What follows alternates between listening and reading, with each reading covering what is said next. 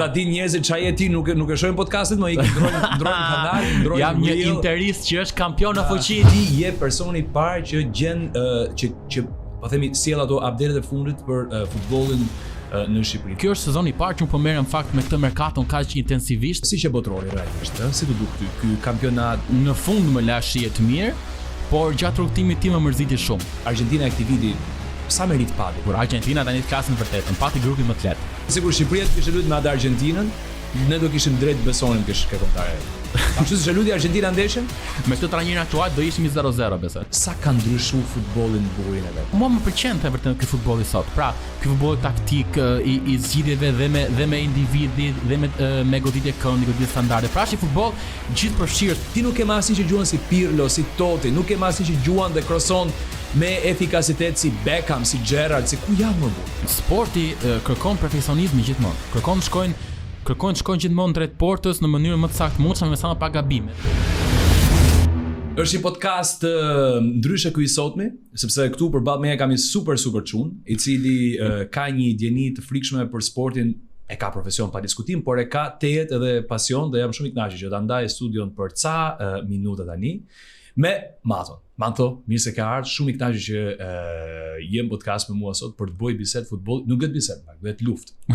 Mirë se gjeta, në fakt faleminderit për ftesën, shumë kënaqësi dhe shumë suksese. Shumë faleminderit edhe këndshëm që të kemi një farë sinonimit të atyre gazetarëve italianë që mezi presim t'i shohin për me kap lajmin e parë të sportit. Se ka një nam për ty, që ti je personi i parë që gjen që po themi sjell ato update-et e fundit për futbollin në Shqipëri dhe në fakt ke punu fort edhe në individualisht, absolutisht edhe ke po themi syri ku ti punon tani dhe është nice shumë që ne kemi edhe këtë lloj kualitetin në Shqipëri. Pra dikush që e ndjek sportin në një formë gati moderne, që domethënë e njeh, e studion, por edhe e sjell te njerëzit në një formë të kuptueshme, po dhe që të bën për vetë apo jo. Faleminderit miku im, në fakt është kam përgjithësi ky është problem, sepse është ai budalliku i pasionit, po e them kështu në një farë mënyrë. Pra, për shkak se jemi rritur me të futbollin dhe duam shumë futbollin dhe gjithmonë kjo merkato është shumë intriguese dhe ti je tërkohës në tension. Pra, Senaldo Ashera, kjo është sezoni i parë që po merrem në fakt me këtë merkaton kaq intensivisht dhe po zbuloj kaq shumë gjëra të bukura të kësaj merkato sepse ti nga një anë shumë drejtues thonë që e kemi kryer të lojtarë në gjithçka e jona, pra presim vetëm firmën, dhe kur ti mendon që gjithçka është e kryer, vjen një skuadër tjetër që investon më shumë dhe ky lojtar ndron momentin e fundit, ose ky lojtar pastaj nga ana tjetër, sidomos tu në Shqipëri që për të thënë vërtetën Senaldo është kjo problemi i pagesave të skuadrave shqiptare dhe ti ke aq shumë çuna, s'kan lek të shkretet gjuna. Po, dhe ti ke aq shumë çuna lojtar që rrinë dhe sakrifikohen të ajo skuadra dhe pse kanë muaj pa marrë pagesën për shkak të dashurisë për fanellën tyre, e fanellën që ata përfaqësojnë.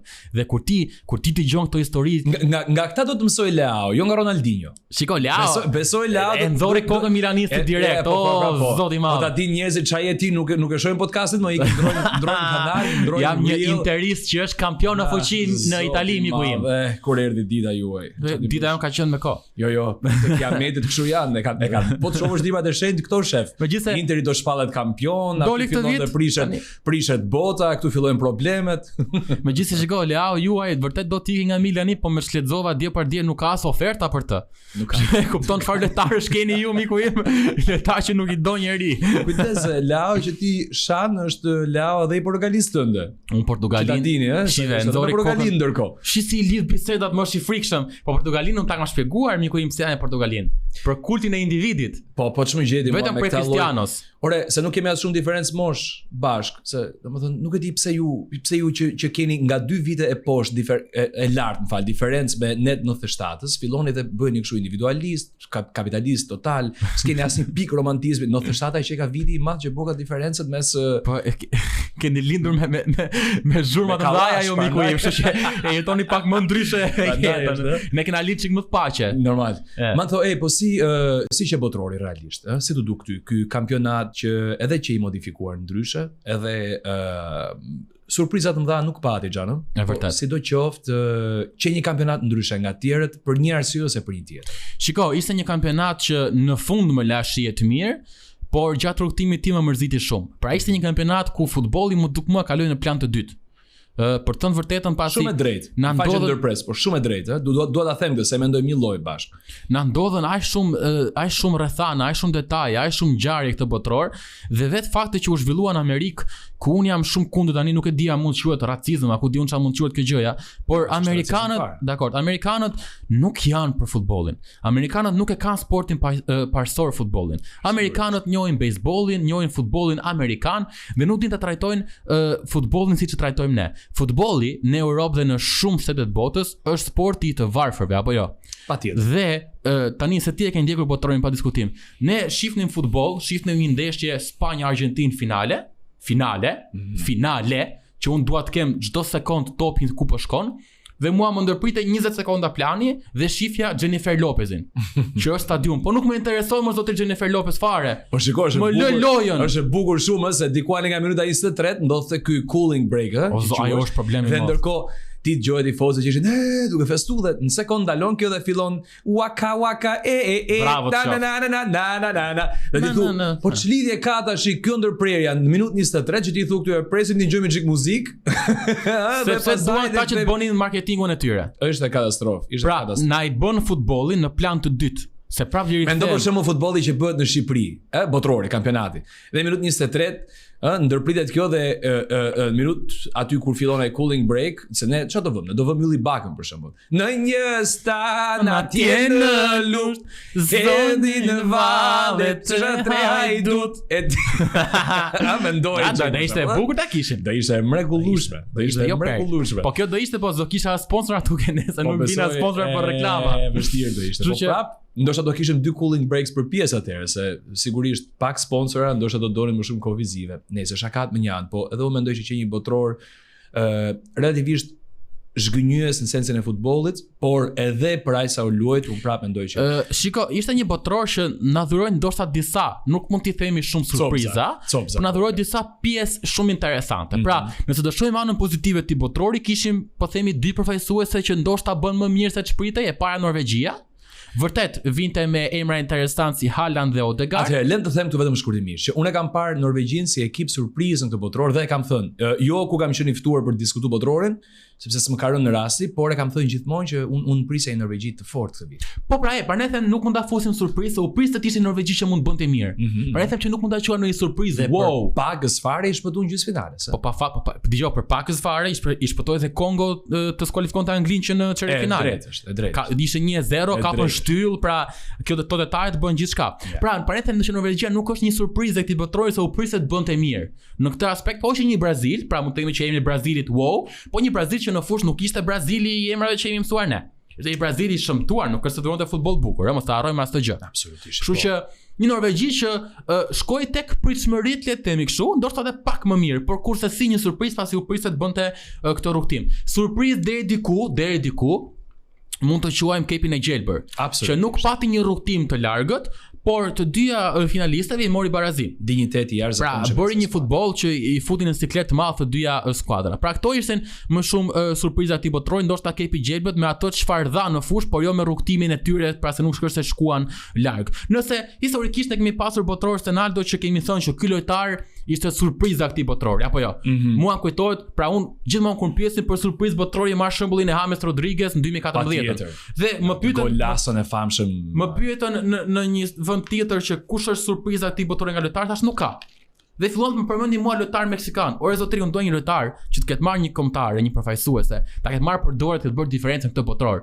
Nuk kishim emra të përveçëm surprizë. Kishim vetëm konfirmime. Pra kishim një Leo Messi, që vërtet ka emrin e madh, dhe ai e mori për dorë Argentinën me 1001 arsye që unë mendoj që janë me fatin me vete e me të gjitha. Kishim Mbappén që sigurisht u priste. Kishim Haaland, Nicolas Anus që sigurisht u priste.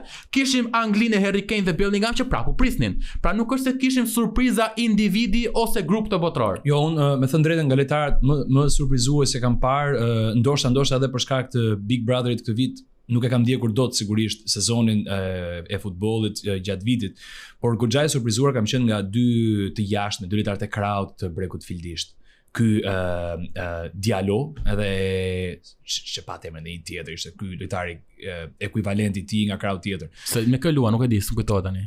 Njëri është i Manchester United, Po Diallon e di, po tjetri s'më vjen. Tjetri ky nuk më vjen as më tani se me kë ka luajtur. Pra, Bregui po nuk është se ecën, që të kishte më fitë shije, e kupton? Po për pak nuk ecën, edhe më vjen keq që atë ndeshjen e kush eliminoi, me kë eliminua Bregui? Ja, tani. Nuk më kujtohet. Tani unë do të ndërpres këtu dhe do ta po themi do t'i jap një drejtim pagës fare tjetër bisedës. Unë kujtohet sa ngjarje nga botror të kaluar me shumë kujdes. Dhe kjo nuk ka të bëjë me faktin që unë po i afrohem sklerozës, absolutisht jo. Ka të bëjë me faktin që botrorët janë gjithë dhe më pak emocionues. Plako nuk më kujtohen skuadrat dhe rrugtimet e tyre fare. Po ishte edhe më i mbigakuar ky botror. Ishte botrori i parë me diku te 48 skuadra, 50% më shumë, ëh. Pra u sforcua disi më shumë për të pasur më shumë popularitet. Kështu që po nuk ja dha, unë mendoj që nuk ja dha. Prap ngeli aty ku pritej botrori. Po në Spanjë, në Francë, në Angli, në Argjentinë. Po sigurisht se botrori është ajka e futbollit botror. Prandaj është botror. Po çfarë mendon ti Mantho për këtë idenë që ne duam të jemi gjithë përfshirës tani dhe duke dashur të jemi gjithë përfshirës, po fillojmë të mohojmë meritat në sport dhe jo vetëm. Shumë saktë, shumë e vërtetë. Pra, po tani po bëhet nëse do shtos sasin, do ulësh cilësinë. Gjithmonë. Kjo është e ditur. Dhe është gati parim fizike ky. Eksaktësisht. Dhe kjo është ligj. Dhe kjo po ndodhet me futbollin. Duan ta shtojnë se shohin marketingun, shohin të ardhurat dhe harrojnë që ne duam të shohim pak atë. Neve na intereson shumë e bukur janë të përplaset edhe gjigantëve në grupe. Sigurisht. Ne s'kishim grup ferri këtë sezon. Jo, absolutisht. A kishim grup ferri jo? Absolutisht. Ne këtë kemi pritur, ne gjithmonë kur shohim shorte, themi kush do jetë grupi ferri. Eksakt. S'kishim grup ferri këtë sezon. Fare. Nuk kishim sepse shorti është i tillë që të favorizohen më të mirët dhe të ikin deri lart. Pra shorti është amerikanizuar. Dakor? Dhe kur shkon dhe hyn Amerika, se nuk kam gjë me Amerikën si shtet. Edhe pse mos kemë se Trumpi. Edhe pse më ka dhënë vizën turistike disa herë. Trumpi maksimumi e sheh podcastin, por nuk prononcohet mbrapa. Kështu që bukur. Pra, rriqet çfarë do të kur e amerikanizon këtë futbollin ton, përfundon pra këto që pam. Ai mashiste mua ndeshjen Spanjë-Argjentinë si të bukur, për shkak se kishte yje që e shihnin në tribuna. Jennifer Lopezin, Kanye Westin, a ku diun ç'ishin këta. Nuk më interesojnë më zotëri, unë e di se po e shoh futbollin. Po e shoh se kam një Messi 39 vjeçar legjend, po e shoh se kam një Lamine Yamal në fushë, është futbolli premtuesi i futbollit. Kjo tregon shumë për Manthon që është tifoz i Ronaldos dhe nuk e mohon faktin që Messi është më pa diskutim, shiko. Messi është më i mirë, ndaj nuk dikte ta ndaj si që shtek. Një sekond tani. Ti thua Messi është më i mirë. Pa diskutim. Unë nuk dua të jem filozofik, por dua të them vetëm që për mua kjo ideja më të mirë është preferencë, pra dashuri për dikë, ose gabim filozofik në sensin për mua më i miri në sens individual nuk ekziston. Pra unë jam i kujdesshëm me këtë. Megjithatë, absolutisht e bën kuptim ta pretendosh Messin si një ndër lojtarët më të mirë të historisë. Ama nga ana tjetër, Argentina e këtij viti sa merit pati për rezultatin që mos sa merit pati jo mund dal këtu tani se kjo është shumë pak merit pati më burr. Argentina tani flasin vërtetën, pati grupin më të lehtë. U përball me një Jordani, që Jordaninë e kemi impostur ne në miqësore 4-1, mos ka bëj 4-2. Ashtu ka qenë. I ka bërë gol Broja, që Broja s'kishte gol për një vit e pak. Dakor? Kishte këtë Jordani, kishte një Algjeri që po ashtu ishte kota biskota. Kishte edhe një Austri që përpos emrit ishte kota biskota prap. Mbrojtës kryesor Austria kishte David Alaba. Alabaja si tifoz i Realit miku im ka kaluar 5 ndeshje të sezon. Po sigurisht. Është më lart se dikush. Ky grup ishte kota biskota. Kalojmë më pas me Kepin e Gjelbër. Pa eksperiencë, emër i vogël, kota biskota me shumë vështirësi. Kalojmë më pas me Egjiptin, me shumë hile. Me shumë vështirësi, Egjipti përfaqësuese modeste. S'mund t'japësh ti tani të anullosh golin e Egjiptit se u bë fall ke lagja jon. Kalojmë pastaj me Zvicrën.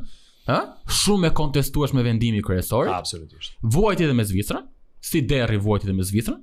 Kalojmë pastaj me Anglinë. Do thoni ju, ja po të bindi me Anglinë. Mo bindi me Anglinë se në mendimin tim personal gaboi Tuheli dhe Anglia. Totalisht. Anglia mbyllër skuadrën në mbrapa në atë lloj mënyre të mos lejosh asnjë lojtar të dalë. Ti skuadrën e mbyll kur je minutë 80. Po jo, ai e bëri minutë 60. Të 60 realisht. Ja le lojën Argentinës, edhe unë dhe ti të luajmë futboll minutë 60 na mbyllë kundërshtari bën gol.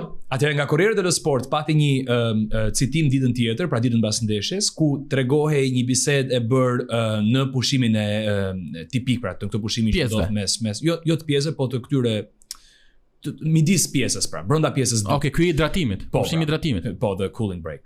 Dhe ky Bellingham dhe Kane shkojnë te Tuchel edhe i thon trajnerit ton Mister, i thon jemi shumë brapa. Edhe ky i thot mos keni merak se kam një plan. Po çfarë plani ke? Troshë Harry Kane-in zontate. Kush ishte plani jot më? Plani pas ka qenë me hyp avionit nesër dhe më u kthy në Londër. Po ç'ishte ky budallallik? Total plani i arzakonshëm. Ajo Angli. Se ka kthy nesër se bën atë ndeshjen me Francën ndjes, po. Ajo Angli fizike, ajo Angli me lloj lojtari i të riqësh ti Argentinës. Po është budallalliku dhe ishte dhe Argentina e mori pastaj për merite individuale, një gol nga distanca i Hernandez, u dhe aty Pickford, performanca e tij është shumë e diskutueshme. Pra ishte një sfidë e humbur nga Anglia. Po dorën se është i arzakonshëm fare, domethënë për të shmangur kornerin e isha të dorën nga shtyta dhe ka ai goli i parë i Argentinës ishte kështu një të dy gola. Kështu e psoi dhe golin me Norvegjin. Ki golin e parë, hoqi dorën e Troçi se mendoj që ishte jashtë dhe psoi gol. Falë Norvegjin eksakt, për Norvegjin e kam fjalën. Hoqi dorën se ta nuk është gol. Pra ishte një gabim Argentina më shumë se për merit vetën, u mendoj që kaloi finale për gafën të Anglisë. Dakor? Dhe më pas në finale e pam se çfarë bëri Argentina. Ekipi i vetëm në histori që ka 0 goditje në port. U dominua nga Spanja, u degenerua. Pra unë mendoj që sikur Shqipëria kishte luajtur me atë Argentinën, ne do kishim drejt besonim ke kombëtarja jon. Ashtu si luti Argentina ndeshjen, me këtë trajner aktual do ishim 0-0 besoj. Nuk do të fitoshim. Po ky trajner jon 0-0 e kishte marrë. Sigur ne kishim shpresuar si duket kombëtarja jon. Skandal. Tani kështë brutale, por nuk më bind fare. Shiko, a di se nuk më bind Senaldo, sepse u mendoj që kur ti ke arritur një stad, ke arritur stekën, nëse do të bësh më mirë se kjo gjë, duhet marrësh emra më të mirë. Kush e ka fajin? Duhet të rrisësh të gjithë bashk kush i merr vendimet. Pra, dua të them këtë gjë, do bëj një pasrim shumë shkurtër, më lejo një 5 minutë. Patjetër. Neve morëm Silvinion, dakor? Shkuam kapëm grupet e UEFA kompeticionit të kampionatit evropian. Dakor? Pra rritëm pjacën shumë lart në 2024. Patëm përfaqësim dinjitoz, ta quaj unë. 2-1 me Italinë, 1-0 me Spanjën, 2-2 me Kroacinë, ë? Krejt. Kaluam në Ligën e Kombeve, ku për mua ishte dështim. Dolëm të fundit, ram në Ligën C, por shkuam dhëmb me Ukrainën, Gjeorgjinë dhe Çekin. Pra përfaqësues në nivelit ton. Vijuam kualifikuesit e botrorit. Shkuam deri në play-off të botrorit. Shkove në play-off, shkove 1-0 në Poloni, u përmbyse me raste që ishin më shumë faje individuale se faje trajnerit. Dhe çfarë bën ti tani? Ti vendos të heqësh trajnerin për mos arritje objektivi, e hoqi se i uli pagën për të thënë vërtetën. Pra heq të trajnerin dhe merr një trajner tjetër me pagë më të ulët, me një CV shumë të dobët dhe kërkon të kapësh Europën prap. Pra, ti heq një person që ka vite të mirë paguar këtu. Dhe u mendoj që nëse do të rrisësh pjacën, duhet të rrisësh buxhetin. Hiq një trajner që merr diku te 1 milion euro në vit nga ty, po merr një trajner që merr 1.5. Mos merr një trajner që merr diku te 600.000 euro. Sa ai trajner që tul pagesën ty dhe pazarin, nuk i ka to cilësi. Ai trajner që ka cilësi kur thot fut lekët, të t'ja punën. Unë jam i këtij mendimi. Dhe nëse ti kërkon të marrësh botrorin, europianin, po me një trajner me pak më të ulët, mua s'më bën sens. Dhe ky trajneri në 2 miqësore na premton një Shqipëri më agresive, na premton një Shqipëri më të bukur dhe nuk e pam. Një Shqipëri që ne ja falëm humbje me Izraelin, sepse ishte Izraeli, po një Shqipëri që u mund me Luksemburgin. Po Izraeli është përfaqësues e nivelit tonë ndoshta pak më lart. Dhe mund të falet të humbasësh në miqësore, sepse je faza përgatitore testime. Por të humbasësh me Luksemburgun në miqësore, për mua kjo ngres sirena alarmi. Pse? Sepse shumë thonë që o vlla ishte miqësore, i falet gabimi. Por nëse skemat e tua, testet e tua miqësore nuk dalin as me modestet e Luksemburgut, ti nuk ke më kohë për testet tjera, miku im. Të erdhi shtatori. Ti do luash ndeshjen e Ligës Kombeve. Dhe objektivin e ke vendin e parë. Po se arrite ikë nga puna. Me këto që ti ke bërë në to miqësore, nuk ke askund. Asnjë skem s'ka dalë çka ke dashti dhe ke bërë skema para Ernest Muçin, që ka qenë i dëmtuar. Dakor? Dhe kur vi Muçi shtator, çdo skema jotja do bie. Se Muçi ndoshta nuk mund mos luaj. Jo, mund të luaj. Jo, në sensin nuk mund të jetë jashtë një lojtar i kalibrit profesional. Ore, Muçi do ketë për presionin që do ketë tifozi për Muçin, do jetë jashtëzakonisht i madh. Siç e kishte Silvinho. Silvinho e mbajti se kishte rezultatet. Tani këtij tipit, Maranit, do i thuhet futë Muçin. Dhe kur të fusi Muçin, ky nuk e di se luaj Muçi. Në 2 miqësore nuk e kishte. A ka më kohë Maranit bëj teste? Unë mendoj që jo, sepse ndeshja shtatorit erdhi me Bielorusin. Dhe i duhet vendi i parë, nuk i lejohet më asnjë hap fallc. E drejtë. Kështu që ky trajneri ose do bëjmë rekullin, Se në fakt është i grupi lehtë, Stenaldo për të vërtetën. Kemi Bielorusin, San Marinon edhe Finlandën. Është i lehtë. Është i grupi lehtë, por nëse gabon dhe me këtë grup. Nëse do ishte një hap absolutisht falc. Dështim skandaloz. Kështu që ka shumë punë për bërë ky trajneri. Ndërkohë po diskutonim një çik jashtë të dy, përpara sa të vinim, përballë mikrofonëve, si më thën. Dhe tipo i vije pak pesh një anë të rëndësishme. Mendoj unë për ata cilët duan të dëgjojnë një argument, jo vetëm për tu, ë. Pra po thoshë që ka një aspekt në kombëtare që bën një diferencë për keq. Dhe është fakti që ne thuajse s'kemi asnjë përfaqësues nga brenda Superligës. Tani dikush do thotë atje jashtë ndërkohë që dëgjon podcastin që shikoj se kampionati jo nuk është në lartësinë e dur, por ne nuk kemi lojtarë të nivelit dur dhe prandaj na duhet marrim për tutë me kombëtaren çunat të jashtëzakonshëm mbase profesionalisht, sidomos për nivelin e futbollit në Shqipëri, por të cilët nuk kanë një lidhje reale me jetën në Shqipëri, sepse prej vitesh ca kanë ikur jashtë, ca tjerë kanë lindur jashtë dhe këtu ti do të argumentosh, besoj unë, që disi shpirti i futbollit humbet kur lidhja me lojtarin dhe kombëtaren nuk duket gjykundit në jetën e tyre të përditshme. E moderoj, Stenaldo është i madh dhe moderoj që mos më nxjerrë mua keq, se unë në fakt pas mikrofonave i thash tekstualisht se ra tema për kombëtare. I thash do të vërtetën, i thash, unë edhe me Shqipërinë nuk është se ndjej fort, po e moderoj që mos më nxjerrë mua keq. Po e them prapë, nuk shpëtohet ai që s'do të shpëtohet. Shqipërinë nuk është se ndjej fort kur luan, për të vërtetën, sepse nuk e shoh si një përfaqësuese që më përfaqëson mua. Pra në këtë aspekt grumbullohen disa lojtarë që vinë në Shqipëri. Ma shelloj çik. Pra, grumbullohen disa lojtarë që vinë në Shqipëri për 4-5 ditë, që nuk e din problemet e futbollit shqiptar, nuk e din se si është Shqipëria me të vërtet. Vinin lojtarë që janë me kulturë europiane, të lindur jashtë, pa diskutim, se nuk duhet të kequptohet. Faleminderit çdo çuni dhe goce që zgjedh përfaqësoj Shqipërinë në arenën ndërkombëtare dhe që vjen luaj me Shqipërinë. Shumë faleminderit. Po ju jap thjesht përjetimin tim personal. Pra çdo kush ka përjetimin e vet. Dikush mund të lë kokën për të kombëtarë dhe shumë mirë bën, bravo i qoftë. Unë nuk më ngrof kombëtarja, nuk e di pse, por nuk është ajo, pra unë preferoj të shoh kampionatin shqiptar, sepse janë lojtarë që i kanë për ditë afër vetes, jetojnë në Tiranë, jetojnë në Shkodër, kanë hallet e Shkodrës, kanë hallet e Tiranës, kanë hallet e Elbasanit. Pra janë lojtarë që janë më afër me jetesën time. Këta të kombëtarës, miku im, unë i shoh me datë 1 po ta marr shtator, që vinë këtu, bëjnë 3 ditë stërvitje, ikin, nuk i shoh më në Shqipëri. Kthehem prapë mbas 6 muajsh, pra nuk i kam të afërt që ti ndjej dhe nuk i shoh që të përjetojnë hallet dhe problemet që përjetojnë shqiptarët. Dakor? Dhe kjo thua ti e ul nivelin e kombëtarës. Po mua më distancon kjo me kombëtarën. Të paktën në atë aspektin emocional, rëndësishëm në futboll emocional. Mua më distancon kjo me kombëtarën. Nuk e di pse mua më distancon. Nuk i shoh të jenë këta lojtarët që janë e ndjejnë këtë jetesën që kemi në Shqipëri. Po nga ana tjetër rezultatet nuk mund të mohohen, sepse çka ka bërë kombëtarja këto 10 vitet e fundit që nga 2016 deri tutje është e jashtëzakonshme. Profesionalisht është për të dhënë dorën me kombëtarës. 2 europian, një por emocionalisht, atë diçka mund. Profesionalisht është për të dhënë dorën. Tani emocionalisht mua si Mantho, si individ, nuk më ngrof aq shumë sa më ngrof një Tirana Partizani, këtë po them. Atëherë, më rendit se ti e ndjekës shumë mirë edhe i kampionatit shqiptar dhe si tifoz, përveç faktit që je gazetar i sportit dhe me radhë.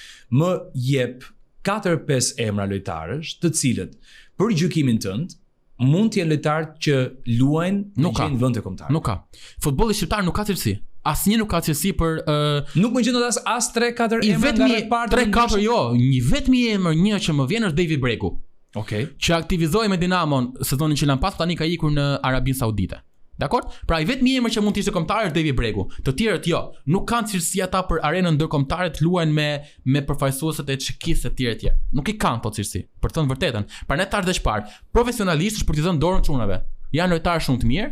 Bravo i qoftë. Unë them që emocionalisht nuk më ngjisin. Kurse futbolli shqiptar nuk i ka cilësitë për të pasur përfaqësues në kombëtare përpos një David Bregu. Ne kemi në port Mario Dalsinanin, që është shumë i mirë për të thënë vërtetën.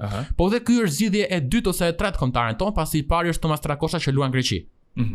Pra nuk është se kemi zgjedhje të parë. Dua të them edhe një gjë që është nga eksperjenca ime personale për ato vite që kam jetuar jashtë. Nuk duhet harruar, ndoshta nuk e di a ke jetuar vetë jashtë në jetën tënde. Unë kam bërë një 3 vite. Po ti të jashtë nuk do kthehesh. Me kështu siç jemi aktualisht. Vazhdo tani. No, okay, patjetër.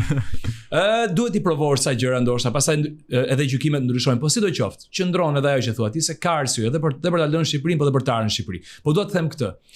Ata që jetojnë jashtë e kanë lidhjen nganjëherë me kombin e vet më të fortë se sa ata që jetojnë në Shqipëri. Dhe me këtë nuk jam dakord. Ai di pse Ronaldo nuk do të justifikoj asnjë nga Ronaldo, dëgjoj. Po nuk do të Ronaldo, dëgjoj, më fal se mund të pres se kam dashur gjithmonë ta them, po se kam thënë kurrë. Në 2026-ën nuk kemi luftra si kohën e Skënderbeut me shpatë. Sigurisht. Po kemi probleme ekonomike. Do të thotë. Po kemi probleme ekonomike. Okay. Kemi probleme sociale, kemi probleme shumë tjera, dakord? Të zgjidhësh të ikësh nga Shqipëria, unë mendoj që është e qërdora nga Shqipëria. Unë mendoj që ta lësh të ikësh është ta lësh kombin tonë në baltë. Të zgjedhësh të ikësh është zgjedhja më e thjeshtë e mundshme. Dakord? Një person që zgjedh të lërë Shqipërinë për të jetuar diku tjetër nuk zgjedh se vendos të rretoj vendin e vet. Po pse? Zgjedh sepse vendos të lartësoj veten e tij në kushtet e vështira që i gjen në përditshmërinë e vendit tonë. Dhe këtu nuk rregullosh të kushte për të bërë karrierë dhe për të bërë jashtëzakonshëm. Lufto të rregullosh të kushte spitalore. Bravo, ngri zërin. Po patjetër që po. Po e kthem politikën tani. S'ka problem. Ngri zërin nuk ka problem. Patjetër që ti mund ta ngresh zërin, por nga ana tjetër nuk është e padrejtë që dikush të vendos të shoh të mirën e jetës tij, të mirën e fëmijëve të tij, të kontribuojë për vendin e tij, duke qenë edhe jashtë larg kufive. Patjetër se secili mund ta zgjidhë vetë. E bëjnë, plako dhe këta njerëzit e sportit që ti i falenderove me shumë drejt paku përpara, e bëjnë këtë gjë. Se mund të kishin luajtur me Italinë, ndoshta ato kishin gjetur vend, po disa do kishin gjetur. Mund të kishin luajtur me Zvicrën, mund të kishin luajtur në skuadra të tjera, që të cilat në nivel kombëtar kanë absolutisht diapazon më të madh se më të gjerë se jone. Pa diskutim, unë prandaj thash faleminderit profesionalisht. Po nuk mund të themi që ti je në migracion të bën ta tradhosh vendin tënd. Dhe jo për të justifikuar qasjen tim. Mua kjo qasje më vjen.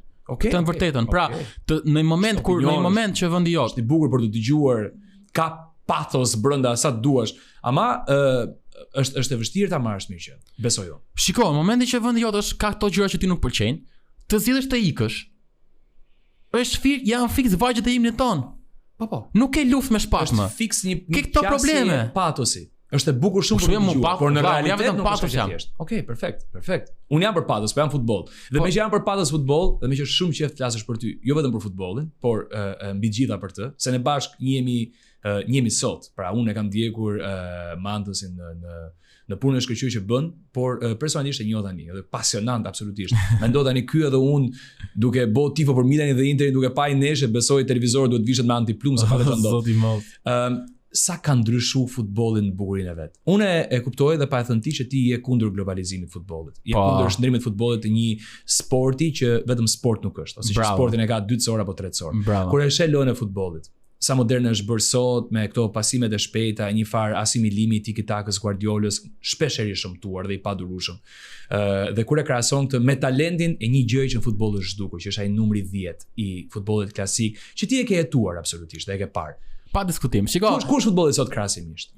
Shiko, mua më pëlqen të vërtetë ky futbolli sot. Pra, ky futboll taktik i zgjidhjeve dhe me individi dhe me goditje këndi, goditje standarde. Pra, është futboll gjithëpërfshirës për të vërtetën. Goditje standarde mor burr. Arsenali mori titullin me goditje këndi. Perfekt, me ato vajtën aty ke portieri. Po ti nuk ke në skuadra lojtarë që marrin iniciativën për të ekzekutuar një goditje dënimi nga larg direkt në portë. Është zhdukur si koncept. Ti nuk ke asnjë që gjuan si Pirlo, si Totti, nuk ke asnjë që gjuan dhe kroson me efikasitet si Beckham, si Gerrard, si ku janë më burr. Jo, krosimin di kemi me efikasitet. Dakor, goditja nga distanca nuk janë më ato, është vërtet. Dhe kur është më fal, edhe kur nuk kemi dhe kur nuk flasim për goditje dënimi, kur flasim për hapësira, për shkak që lojtari ka dhe prap nuk nguron të godas nga larg. Po shiko, sporti kërkon perfeksionizmin gjithmonë. Kërkon shkojnë gjithmonë drejt portës në mënyrën më të saktë mundshme me sa më pak gabime. Dhe të shkosh drejt perfeksionit, unë nuk e shoh problem këtë gjë. Shkosh drejt perfeksionit pra skuadrat që luajnë me skema që qëndrojnë rigoroz, pra nuk kemi ndoshta ato ansorët driblues spektakolar që kemi parë shpesh herë etj. Pra nuk është më ky futbolli, por kjo vjen si pasojë e asaj që kërkojnë tani ta bëjnë me këtë artificialitetin e varit me këto. Pra duke qenë se tani shohim milimetrin, edhe skuadrat luajnë me milimetrat. Nuk luajnë më atë futbollin e hapur, ky futboll i hapur prap, duke qenë se kemi futbollin loj zemre, vjen, futbolli hapur vjen momentet që prishen planet, kemi parë. Pra Argentinë, Spanjë, momentet e fundit të finales. Ashtu u bë pastaj. U bë një futboll i hapur i bukur që mund ditë Spanja gol, një Argentinë që nuk kapi topin fare 90 minuta, minutën e 117 i shkoi 3 Spanjës në port. Pra ky futbolli i hapet prapë, nuk e ç'i bën. Futbolli për shkak se është lojë emocionale, sa do të përpiqen këta ta bëjnë matematik, do të hapet, do të shkoj aty ku do të shkoj, pra mi futboll që lojtarët ziheshin prapë me njëri tjetrin. Pra është futboll na shkon prapë te zgjidhja e zemrës. Nuk më shqetëson fare ky modernizimi i skemave të lojës. Më shqetëson pastaj modernizimi i varit. Më shqetëson modernizimi, e di pse nuk e dua varin tani sepse vari në këtë grad. Po në këtë grad do shkonte. Sepse momentin që ti vendos perfeksionin, se shoh tani që ankohen, këta që donin varin para 3 vitesh, tani ankohen thon, po pse për milimetrin e kucës? Kur në këtë lloj forme jo. Unë se dua kur. Unë do kisha dashur një var që ndërhyn për të mos anulluar golin e Muntarit që është 3 metra brenda në port, apo golin e Lampardit. Po jo në këtë lloj. Jo, e di se nuk e dua varin, se më ka vrarë emocionin. Absolutisht dhe mua. Pra, bëri gol Spanja, nuk festova. Prit se mos e heq. Po bëri gol se më kujtua. Atë të parën e hoqi kështu, ç'a pati goli i parë për tu? Jo, ishte faull. Ishte shkelur në këmbë, ndoshta. Tani se më kujtua. Sa për të ndonjë se më kujtua. Po me varin po tash me varin ta kapi milimetër nuk e ç'i bën më fare. Edhe një shtyr shut ta japin mjafton thon ata. Më kujtua. Bëri gol për tifozët e Bayernit. Bëri gol Rudigeri me Bayernin me Realin në Champions League. Po. Goli që ktym neshjen, nuk festova. Prit ta shoh offside ta shoh. Po shmoqi gjithë emocionin te mua. E frikshme. Nuk e dua më këtë. Tani bën gol Egjipti, them prit se ka bër gol, ka bër faull tani nga zona tjetër. Po tash më hoqë për emocion. Unë e dua. E kthy neshën mbrapa 3 ditë. Ore, kush është bukuria e futbollit? Bukuria e futbollit është sikurse e jetës. E bukur është tani e papritura. Ma përmendi goli Muntarit ta. Sa vite ka që ka ndodhur? Mbetet 2012-ën, Janë bërë 14-15 vite po. Dhe ne kemi të diskutimi prapë. Ose goli Lampard mbotror. 13 pas ka qenë. Po. Pra diskutohet prapë burrë. Ore, dakor, mund të pa padrejti në fushë. Kur zishim me çunat në shkollë me koca ditë. Po, çka ke kuptuar me këto? Me këto debate, nuk boshim si vetë boshim debat për futbollin. Kështu që na i lënë çik temat e diskutimit. Ky vari ka modernizuar, i ka prerë, e ka menderosur fare mbas here, kështu që prandaj mendoj që ka një mesazh për gjithë ata që dëgjojnë. Modernizohuni, por në thelb duhet ngeleni gjithmonë klasik. Ta ku ishte shumë kënaqësi që të pata në podcast. Kënaqësi miku im, faleminderit. Kur do shohim derbin bashk? Kur ti vi radha. Kur ti vi radha miku im. Ju do humbisin ndeshjen tjetër sigurisht. Se unë jam kështu, nëse unë shoh ndeshjen me një Interist afër, është auguri keq për Interin direkt. Ta shohim, unë kam shumë përshtypje që ky Inter është super fuqi në Itali. Është në fakt. Jeni më mirë se të tjerë, për hir të vërtetës. Shumë faleminderit. Ju e dini se ku e gjeni podcastin ton dhe përgatituni mbasi të keni parë ca herë këtë, se është interesant, mund të ketë humbur në një rrugës, të shkojmë te tjetri. Shihoni.